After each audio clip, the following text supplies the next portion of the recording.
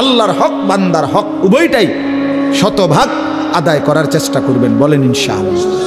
যাদের কাছে বোনের সম্পদ, ফুফুর সম্পদ, ভাইয়ের সম্পদ, ভাতিজা সম্পদ, আপন বিবির মোহরের টাকা ইত্যাদি আছে, আটকায় রাখছেন, জুলুম করে রাখছেন, আমনে জানেন আমনে মিথ্যুক, আমনে কন নাই আর কি, দলিলের ফেঁসে ফুসে ফালাইয়া গ্রামে হদ্দার মাতব্বর দইরা সিটারি বাটফারি কইরা নয়সই কইরা আমনে হয়তো জোড়া তালি দিয়ে এটারে কি করে ফেলছেন, দখল করে ফেলছেন।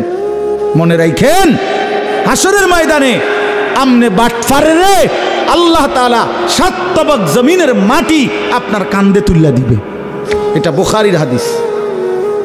মান আখাদা মিনাল আরদি শিবরান, মান আখাদা শিবরাম মিনাল আরদি জুলমান, নবী সাল্লাল্লাহু আলাইহি ওয়াসাল্লাম বলছে যে এক বিগত সম্পদ কারো জুলুম করে